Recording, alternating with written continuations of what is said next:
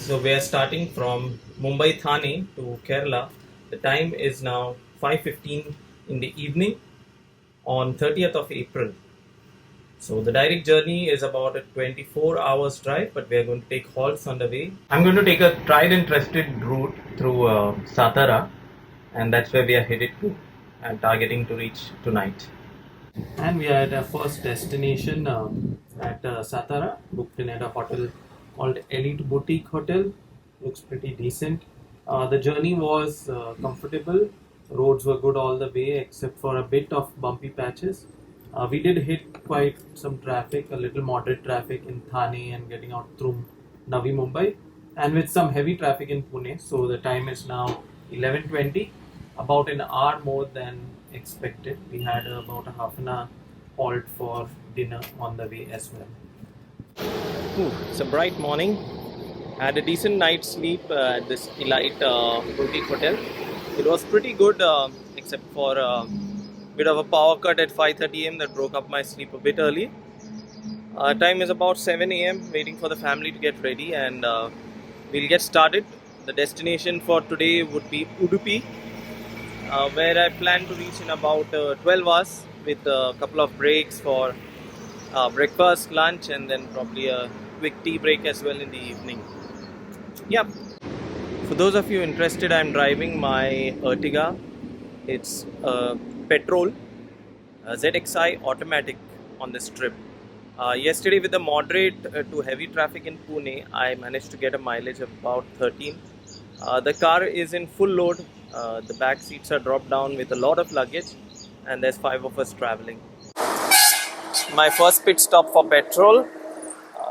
Stopping up the petrol. We've started from Satara about 7:20 in the morning, and it's currently about 8:20. It took about 1 hour. There's a lot of diversions on the NH48 from Satara to Umbraj. A lot of work going on, and quite a bit of traffic also, because we started a bit late as well. And yeah, we're going to head on from here and probably have breakfast in Kolhapur in a couple of hours. And a quick shout out to Shell Petrol. I've been using it for maybe 10 years now, and this is not a sponsored video, of course, but it's been good. I think I do feel a lot of refinement in the engine when I use Shell Petrol. It's much quieter than normal petrol. Of course, you pay a premium for that, but I think it's worth it. You get a nice story, and there's quite a warm and friendly staff also around, and they do take care of your car, wiping the windshield and all of that. And yeah, I think it's worth the premium. And especially I do occasionally put in V Power petrol as well, especially on days like this where I'm going to do a long drive up till about 12 hours, 11 to 12 hours drive in a day. I think it probably helps keep the engine a bit cooler, and gives me a more refined drive. Yeah, I can't say much about the mileage. It doesn't make much of a difference, but yeah, it does help keep the engine a bit better. Yeah, we had a quick breakfast halt, and we're somewhere just before Kolhapur. It took another couple of hours to drive here from Umbraj to here. The roads are pretty bad, a lot of diversions and a lot of bumps. Yeah, and traffic is also pretty bad. You can see a lot of trucks moving around in the background. Yeah, but all in all, it's going quite smooth otherwise.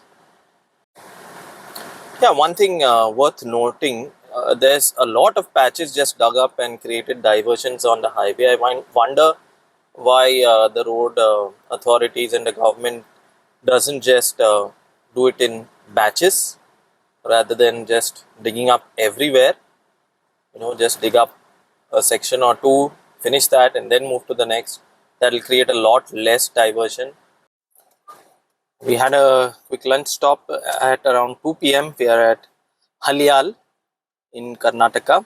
The roads were still a lot of diversions somewhere up till Belgaum. After that, we got a really good stretch of highway until we again got into the internal state highway heading towards Haliyal. And now we're going to go through Yelapur to then end up at Udupi in the late evening. We had another pit stop for refueling somewhere past Gokarna. Yeah, no Shell petrol this time, but I filled Indian Oil XP95 petrol. And we move on. The roads were pretty good. We had a combination of state highway and a national highway. The state highways had a bit of rough patches, but nothing that bad. Yeah, there was a small few, maybe 100 and 200 meter where I had to actually choose which pothole to go into. But other than that, it was fine. We reached Udupi around 7 p.m. We stopped for a quick dinner break. Had nice dinner at this Arabian Sea restaurant. Very nice stuff here. And we are on our way to halt for the night in Udupi. And we'll continue tomorrow morning to Kerala. So I haven't had a chance to do a recording since the night in Udupi. But the next morning we have already reached Kerala to a place called Kootupuzha, and we spent the night there. It was about a 5 hours drive from Udupi to Kootupuzha through the NH66. Mostly the road was good. There was a lot of construction going on, although with a few diversions, but the stretches that were done were pretty nice. You could really get a nice smooth road. The only pity was the sections that were completed were marked at the speed limit of only 50, which was quite low. But yeah, there were stretches that were unmarked because they were still under construction. So yeah, those roads were pretty smooth. And from Kootupuzha, we have now started the next morning. This is day 4 of the trip. It is the 2nd of May today. No, it's the 3rd of May. And we are now here at the Muzukilangad, if I pronounce the name right, beach. And let me just swap my camera and show you around. So this beach, it's called a drive-in beach. You can see it's wet sand all around. You can bring your car in. I got my car in. I just took a drive around on the water as well. And it's actually a road which you can enter from one end and you can get out of the other end if you want to cover journey straight, so you don't really lose much time. A nice quick drive-through beach actually.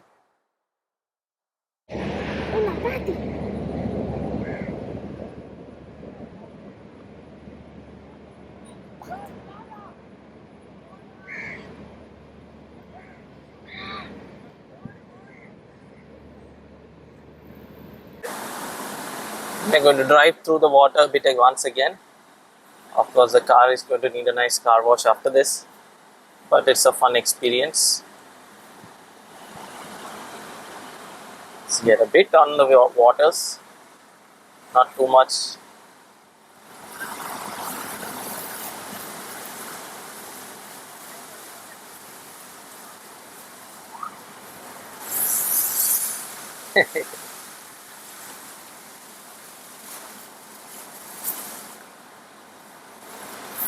You can see the waves splashing around.